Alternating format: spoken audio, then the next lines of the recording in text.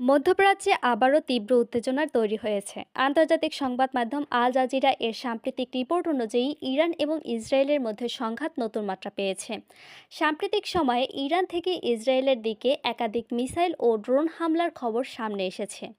এই হামলার কারণে পুরো অঞ্চলে আতঙ্ক ছড়িয়ে পড়েছে এবং পরিস্থিতি দ্রুত উত্তেজনাপূর্ণ হয়ে উঠছে।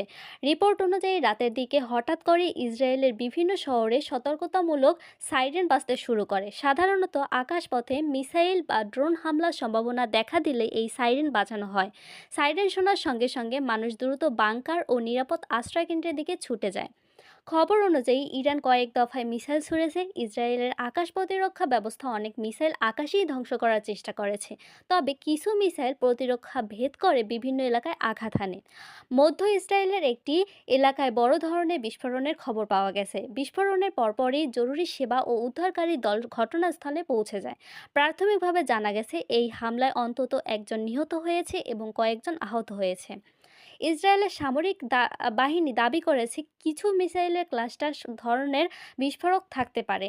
এই ধরনের অস্ত্র লক্ষ্যবস্তুতে আঘাত করার পর অনেক ছোট ছোট বিস্ফোরণ ছড়িয়ে পড়ে, যার ফলে ক্ষতির পরিমাণ বাড়তে পারে।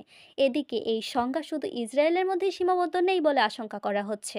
মধ্যপ্রাচ্যের অন্যান্য দেশও পরিস্থিতির দিকে গভীরভাবে নজর রাখছে, কারণ এই অঞ্চল যে কোনো বড় সামরিক সংঘাত পুরো অঞ্চলের স্থিতিশীলতাকে প্রভাবিত করতে পারে। আন্তর্জাতিক বিশ্লেষকরা বলছেন, যদি উত্তেজনা আরও বাড়তে থাকে তাহলে এটি বড় আকারের আঞ্চলিক সংঘাতের রূপ নিতে পারে। তাই বিশ্বের বিভিন্ন দেশ উভয় পক্ষকে সংযত থাকার আহ্বান জানাচ্ছে। এই সংঘাতের প্রভাব অর্থনীতিতেও পড়তে শুরু করেছে। মধ্যপ্রাচ্য বিশ্বের অন্যতম বড় তেল উৎপাদনকারী অঞ্চল হওয়ায় এখানে উত্তেজনা বাড়লে আন্তর্জাতিক বাজারে তেলের দাম বেড়ে যাওয়া এবং বিভিন্ন অর্থনীতিতেও চাপ তৈরি করে। সব মিলিয়ে পরিস্থিতি এখন খুবই সংবেদনশীল। ইরান এবং ইসরায়েলের মধ্যে এই উত্তেজনা ভবিষ্যতে কোন দিকে মোড় নেবে তা এখনও স্পষ্ট নয়। তবে একটি বিষয় নিশ্চিত, এই সংঘাতের দিকে এখন পুরো বিশ্বের নজর রয়েছে এবং নতুন কোনো বড় ঘটনা ঘটলে তা আন্তর্জাতিক রাজনীতি ও অর্থনীতিতে বড় প্রভাব ফেলতে পারে।